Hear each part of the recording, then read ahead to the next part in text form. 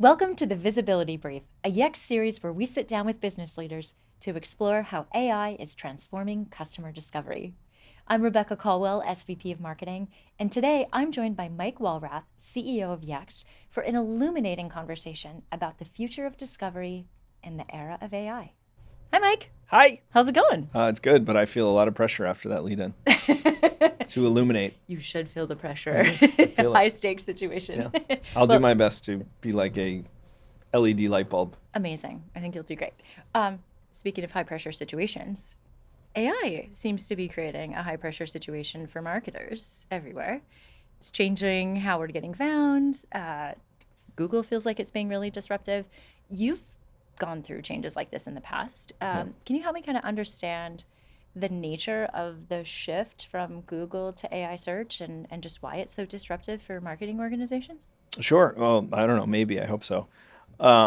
It's interesting. You describe it as pressure, right? And I think it is. And from your seat, right, Yes. It probably feels more like pressure. From where I sit, it feels more like opportunity. It feels more like early 2000 if I can figure out how to make my brand visible on traditional search, I can have a durable competitive advantage. So, it's easier for me because I'm not necessarily accountable the way that like a CMO is accountable. I guess at the end of the day, I'm ultimately accountable for that, but less maybe day-to-day accountable. And so I tend to focus a little more on the opportunity than the risk or the pressure of it. But there's no question it's changing, right? And it's changing really fast. And in a lot of cases, I think we're just coming to terms with what has already changed. So that's probably thing number one. I think thing number two, you talked about like the shift from Google to something else. I would frame it slightly differently. I would frame it as the shift from traditional search to conversational answers and comprehensive answers. And I think from a marketing standpoint, that's going to create some real opportunity, but some real discomfort around things that we have historically believed to be true that are not going to be true as more and more of the answers that human beings are getting are being driven by their AI assistants and their chat machines. I love a playbook. Marketers love playbooks. Yeah. Rip it up, throw it away. Yes. Yep. Playbooks being disrupted. So Yeah. what are the biggest changes that you think are going to happen within, or opportunities, let's say, that could to drive changes inside of marketing work? So I would start with what's fundamentally changing, right? And I think there are a couple things that we can really kind of lever off here, because the reality is no one knows, right? I mean, we know what's changed. What's changed is that there's a lot more places to go and ask a question and get a more comprehensive answer. Sometimes that answer is total fabrication, right? And so we've had to deal with less in the form of hallucinations and just made up answers. But it's still part of the equation. What we can do is we can look at some fundamentals. So there are a couple things that I believe will be fundamentally true in this shift that have not been fundamentally true previously. So one of those is that context will rule so much of what we do, right? And when we think about context historically as marketers, we think about the context within which our marketing messages are delivered, right? So contextual advertising, the context of my spend on Google for paid search is the intent that the query expresses, right? That's going to change fundamentally. And the context of the query is going to turn into something a little bit different. It's going to be, what does the AI know about the person that's not exposed in the question that's being asked? Mike, I am addicted to ChatGPT right now. Yep. And I'm using it to ask all sorts of questions. And I'm curious what you see as the most fundamental difference between a search that someone might conduct on a traditional platform like Google versus an AI answers engine, and how that is changing the nature of brand discovery. Yeah. So have you asked it the most interesting question yet? What does it know about you? Oh my God. I don't know if I want to know that. Yeah. So it's really but I think it's really important to understand it, right? Is that if you haven't already done this, go ask your AI assistant, whether it's ChatGPT or it's Perplexity or it's Grok or Gemini. Ask it what it knows about you, and then ask it a bunch more questions. Ask it, well, how does it know that, right? And what you'll find is that it knows more than than you would think. And if you start to ask it questions about how it knows those things, it's going to tell you, well, because of the questions that you ask me, I have learned things about you. I have learned that you have a nut allergy, or someone around you has a nut allergy because you ask questions about like food places that cater to people with nut allergies, right? This is the important contextual shift that I think we need to focus on, is that what's going to make the AI search experience magical for consumers is the intelligence of the agent about the individual human being. So, I like to talk about my relationship with my wife, who has known me for far too long. And, there are lots of things in which we don't have to have long conversations because she has all the context about me, right? She's known me since I was 20 years old. So she, knows things that I don't have to tell her. What I like to eat, what I might like to watch, what books I might be interested in, things like that. It's one of the special things about having a 3-decade-long relationship. I'm not going to say that we're going to have, sort of matrimonial relationships with our AI assistants, but they're going to learn to know a lot of things about us. They're going to come to know a lot of things about us. And what that does is that fundamentally changes the way that the consumer interfaces, the back and forth of question asking, and the way ultimately that marketers are going to have to find ways to position their brands inside those conversations when you can't understand the context or the intent of a query just simply based on what's typed into the search box. So this is really disruptive from a marketing perspective because, on Google, I tend to, I can have ads that are targeted based on search intent, right? I don't have visibility into any of that right now. Do you think there's a future where I may? You're saying on the AI experiences. Yeah. I would be surprised if there's a future where you don't, right? But I think it will work totally differently than search. And again, it goes back to this sort of context element, which is the context is individual. If I take my ChatGPT and I hand, if I hand you my laptop and you start asking questions of ChatGPT through my account, the answers you're going to get are going to feel off.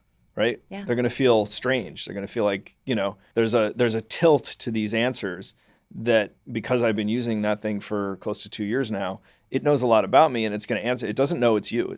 It's me, right?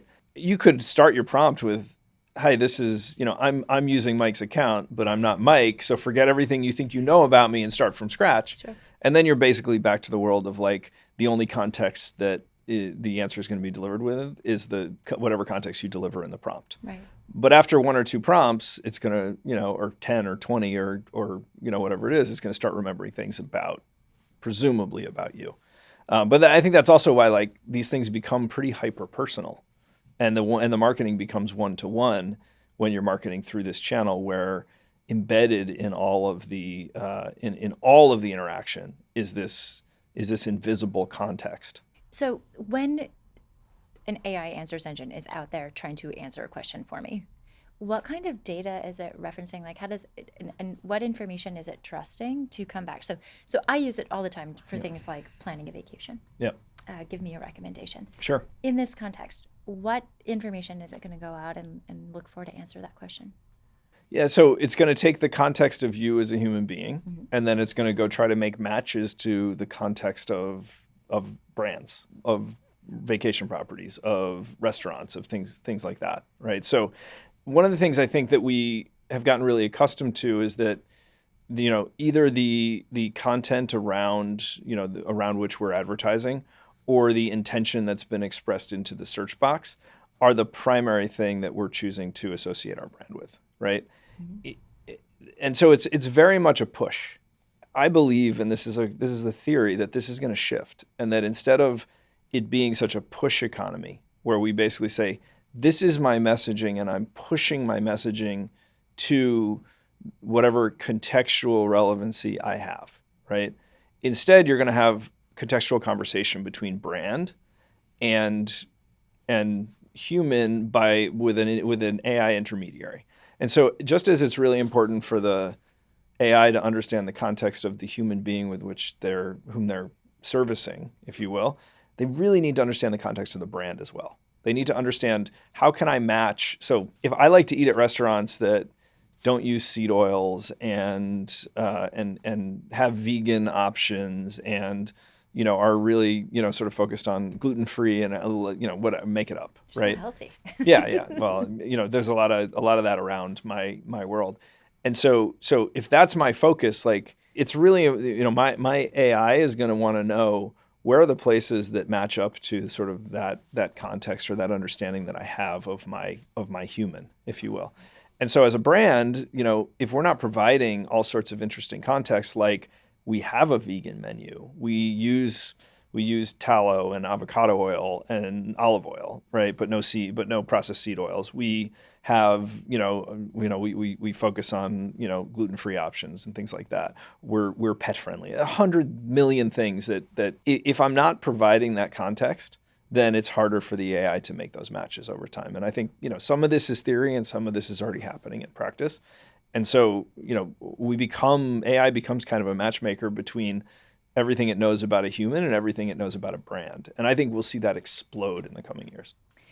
So top of funnel is clearly very disrupted by search. But I'm actually wondering if the whole conversation is happening in AI. I'm learning everything I can. Does the concept of a funnel even exist anymore in marketing? Or is there a future where that goes away?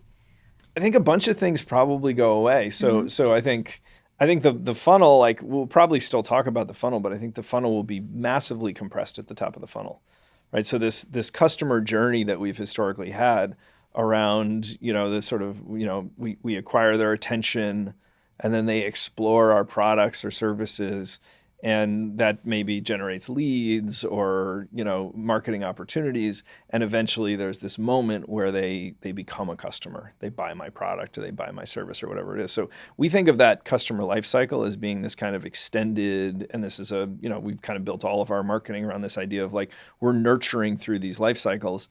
But the amount of time that we get with the customer compared to the amount of time that the customer spends with their answer engine is going to be much, much smaller. I think that whole top of the funnel from to discovery and exploration to ultimately purchase is going to get very compressed, because the AI will help us make decisions. But that's the whole point of it, right? It helps us make decisions more faster. I asked it the other day, I drive a Tesla Model S. I said, if I want to get a new car, what kind of cars, knowing that I drive a Tesla Model S and I like, the car and I like the performance of the car, what other cars should I be thinking about, right?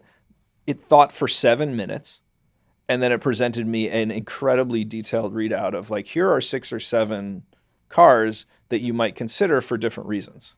The Porsche is really sporty. The Land Rover is really, is really comfortable. The Ford F-150 is like really rugged. And it was kind of it would have taken me, hours to do the research that it did in 7 minutes. And so, I think that whole idea that the funnel, now if I'm not shopping for a car right now, but if I was, like, the next phase would be, well, what if I want to test drive these things, right? And then I don't think we're very far away from a world where the AI would actually be booking me a test drive appointment for 2 or 3 of these cars. Interesting. That's a fundamental shift in the way that I never went to a website. I never I never interacted with any marketing from any of these, and I think that's the other big shift is the AI is doing the marketing for the brand, but they're not just delivering the brand messaging.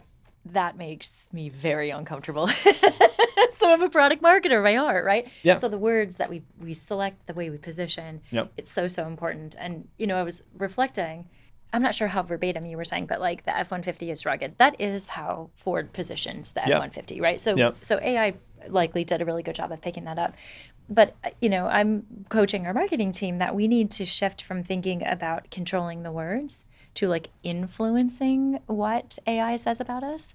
How do we go about doing that? How do I ensure that when somebody asks about Yext, that AI answer engines are serving up the answer I would like them to say? Yeah, no, it's kind of an uncomfortable feeling, right? Because we've never lived in this, we've never really lived in this paradigm before. I mean, I think the closest thing to it is probably every marketer's, generally hyper aware of the idea, like there is word of mouth marketing out there, right? And so, every customer that I have is potentially a word of mouth marketer or referral for me, right?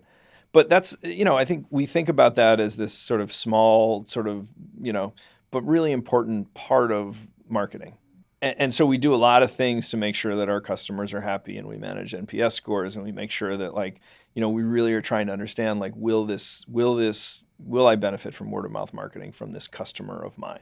I think as we move down this, as we go down this journey, what we're going to see is that a lot more marketing starts to look more like that. How do I influence what's being said versus how I push a message to, right? So I don't believe personally, I think today we might see some examples where like certain AI like Perplexity has some advertising on it. And what we've seen with marketing over the years is always that the sort of the form of the advertising mirrors the content, right? So, magazine ads tend to look like magazine articles. They're the same size, they're the same shape, they're glossy, they're photographic, they're things like that, right? Search ads famously, were hard to distinguish, and have become increasingly hard to distinguish from search results. So when we play that out, like what is conversational marketing? Because it will go paid, right? Like, just by virtue of the fact that, Google needs Gemini to protect their $200 billion, kind of juggernaut marketing business. But one thing that you can be sure of as marketers is we will turn everything into a monetization engine, right?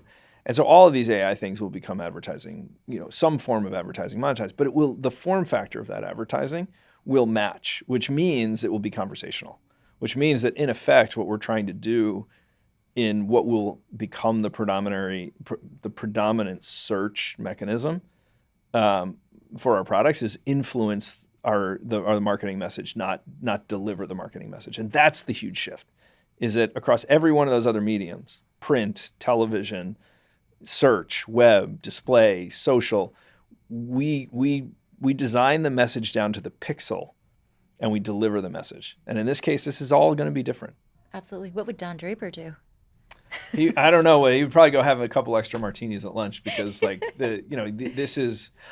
But the flip side of that, actually, I actually think, in some ways, like this is going to expand our creativity, right? It's going to force us to become a lot more creative about how we influence what these platforms say about us, and how we and we're going to have to become a lot more comprehensive about how we describe our brands, because it's not as simple as like, I'm just going to create this campaign or this creative piece and I'm going to put it out there in the wild. You can't rely on the fact that that's going to be the reference material for what the language models say. So like one of the things I talk about all the time is, until you have your data in order, you're just not ready for what's coming, because so much of it's going to be how much context can you provide. Like I may take your ad campaign into account. I may take your pixel perfect, word perfect description of your products into account, but there's hundreds of other sources that I'm going to take into account also when I describe your brand.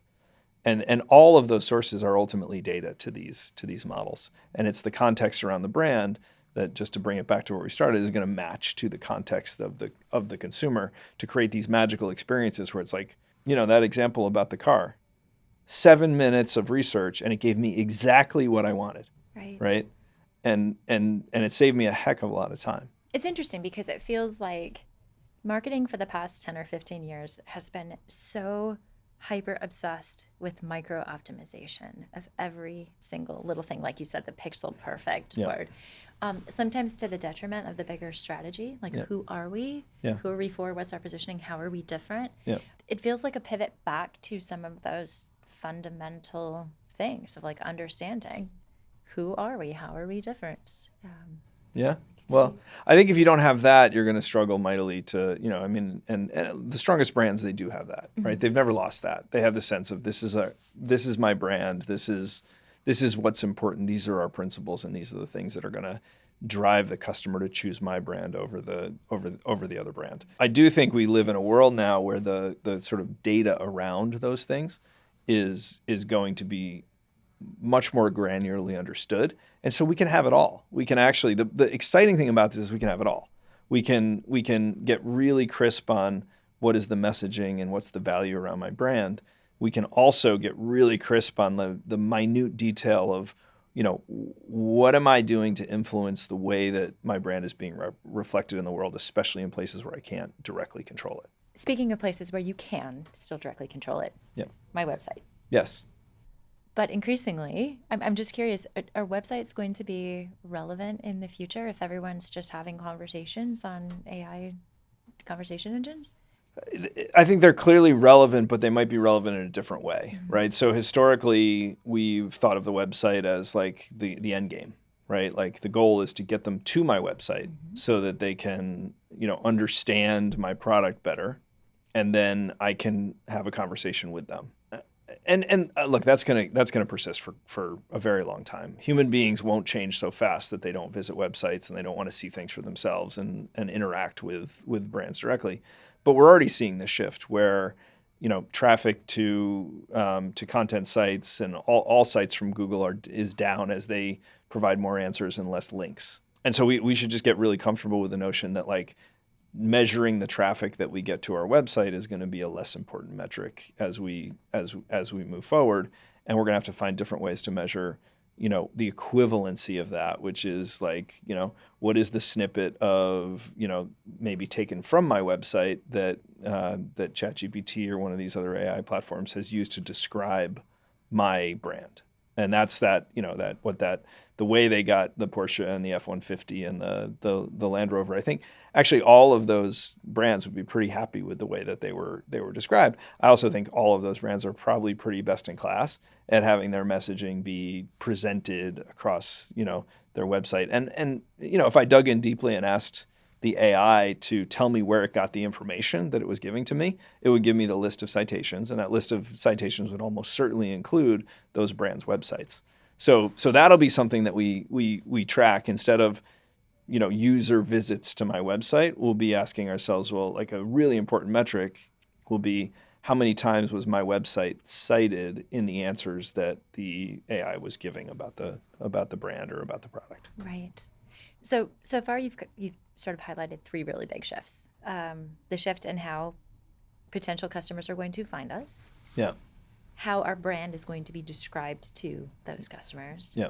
And who my website or just content in general is for, right? Yep. Is there anything else? I mean, it's only everything. Is there anything that's not changing? No, it's all going to change. And I think, it's all been changing for years. And I think it we see these paradigm shifts, and we're in the middle of, look, some people say it's going to be the biggest one we've ever seen. I think they might be right? I think, we'll go through the natural cycle where like it's probably a little overhyped right now, in general. But, the internet felt overhyped in the late 90s and then felt like a flop in the early 2000s, and then it exploded, right? And it changed everything about how we do everything. So my guess is that we're somewhere in that, on that, sort of famous chart with the trough of disillusionment, and then we'll, it'll ultimately fulfill its promises. I think it's hard to even imagine the things that will change. So like you've heard this example recently. We've been talking about like what happens with the reviews economy, right? So much of brand discovery today, whether it's on Google or it's on AI or we know that like reviews and the recency of reviews and what consumers say about businesses is a like really important part of your brand visibility today.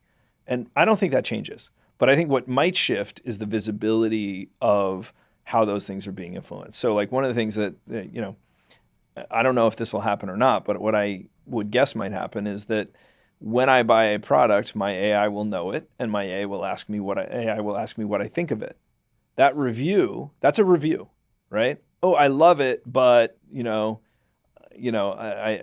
love the sweater, but after I wore it twice, it got pilly, right? I don't know. I don't know where that came from, but so that's a review, right? That's a product review that may never see the light of day, but I guarantee the AI will figure out how to use that feedback. This is one of the things we've seen over the last 6 months or so, is that the AI asks as many questions as it answers, right? And they've clearly trained these things to ask clarifying questions and to get the next prompt. And so, I think we have to prepare ourselves for a world where like there may be this whole layer of basically invisible reviews about our products or services or brands that, and then the question becomes, well, how will we know? And we might not know, right? Or we may find out because the AI find ways to let us interact with them as a brand. And I think that's one of the most interesting things about Google very famously created, the whole sort of infrastructure of being a Google partner. We deal in locations. So like I can claim my page, I can claim my GBP, and I can interact with Google. And what I get is I get the opportunity to take information from Google around analytics and things like that. But then I also obviously create a pathway for me to spend money with them, right? I think we will see this tactic somewhat, if not completely stolen by AI, where the way that AI will get us to interface with their platform to provide all that context is going to be they're going to give us something in exchange. So what they may give us is access to sentiment analysis around our brand from inside the big brain. That's pure conjecture. But it's not hard to see that that's the way that some of this stuff evolves. Right. Oh, that's so fascinating. As a consumer, I love that idea of getting. I also imagine those reviews, for example, would be hyper targeted. So the golf club recommendations it's going to give you who know how to golf are going to be very different than me Sure. as a, Yep. amateur. I'm curious. So we sort of started with you telling me to rip up the marketing playbook. Yep. Rip it up. Done. Throw it away. If I Yep. were to rewrite it tomorrow. But do a great job also. Right. No pressure, right? Yeah. If I were to rewrite the playbook tomorrow, where should I start? I mean, look, we're from my standpoint, and we've always, our whole company is founded on this notion that like, if your business data is accurate, if you've done the work to make sure that all of the primary data around your business, your locations, your advisors, your service area businesses, and ultimately this gets around your products and things like that, the more comprehensive and the more accurate that is, the more prepared you are for whatever comes in the future, right? So here's a stupid prediction that I'll probably wind up looking, you can call me out on another thing that this doesn't ever happen, but I think the way that AI will be monetized largely, not everyone's going to pay for it. So I think the way it will be monetized is through this kind of embedded marketing, right? I think in 2 years we'll be, as marketers, we'll be telling the AI, we'll be giving it our product catalogs, we'll be giving it the descriptions of our products or services, and we'll basically be setting a bounty for what we're willing to pay when the AI sells the product for us. And so if I sell shoes, I'm going to give it my whole product catalog and my inventory and give it real-time access to my inventory. And I'm basically going to say, look, I'll give you 10% when the shoes leave the warehouse. Right? I think that's a part of what the future looks like. And the crazy thing about that is that the AI will describe the product in its conversational way using my reference material, which is data. And so like my number one piece of advice to marketers is like, if you have any question about whether or not you have your data right, and that data is in a format that it can be distributed to these endpoints, that's job number one. Everything else that comes from that is going to be how do I distribute data? How do I create more data? How do I enrich the data that's being distributed in ways that will get me brand visibility across the AIs? But more than anything else, and where we're spending our time with customers is like, let's get the data right first. Then we can do all the things with the data that we need to win in the brand visibility. Excellent advice. What are your thoughts on agentic execution? Like, should I have everyone in the marketing department just start having ChatGPT write our social content? And maybe not. Look, I mean, clearly we're seeing tools, right? I think we're seeing productivity tools. But I think we're also, it's really interesting as human beings. It's not hard to identify what was written by AI and what's written by humans, right? We can see there's all these tells. And maybe that'll get better over time. And there will come a day where it's like, I don't need copywriters but I do think there's an element of, sort of the creative spirit that only, I like to believe that there's a piece of this that only human beings can. Now there's another one. I'll probably be like eating these words in 3 years because it'll be, you can't tell the difference. Don't worry, it's not being recorded. No one will see Yeah, this. no, right? This is just us, right? Yeah. So, it's hard to. I think it's hard to predict how that evolves. I think as a marketer, though, like these are all tools that should be experimented with, and we should get really promiscuous when it comes to like how we experiment with all the different tools. We've had the benefit for the last 15 years of like this really stable kind of Google monopoly on search, and then a few players, Instagram, Facebook, kind of YouTube that dominate, they just dominate the marketing landscape.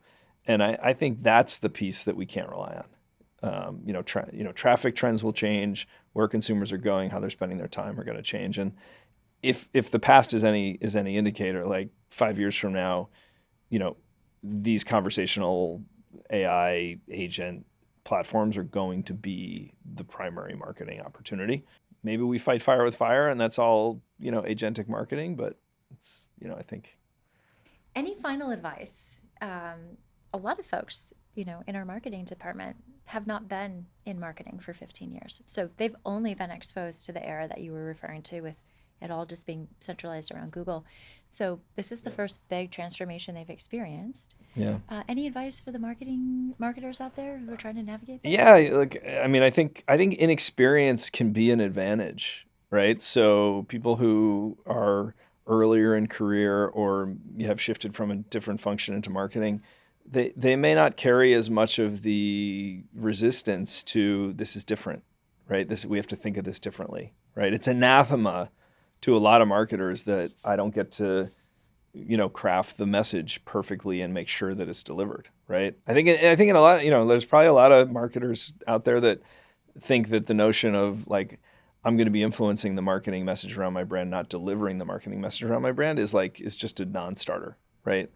And so I think in some cases less experience might be good, but then the flip side of that is I think the fundamentals don't change. So like brands have power. I don't think that this changes that, right? I think this may amplify that, right? And consumer affinity for brands will become part of the context of the entire marketing landscape. If I'm a Nike aficionado, if I would just wear Nike all the time, my AI is going to figure that out, right? And they're not going to be necessarily recommending me lots of other brands because they know that I'm connected to that brand. And those parts of it, the emotion around brands, the sort of the investment that brands make in creating these connections with consumers, that doesn't go away. It just has to be delivered differently. What a lovely way to end things. Mike, thank you so much for taking the time to Thanks swing for having by. me to your living room here. Yes, It's thank lovely. you. We'll have you back again very soon. Thanks, Rebecca.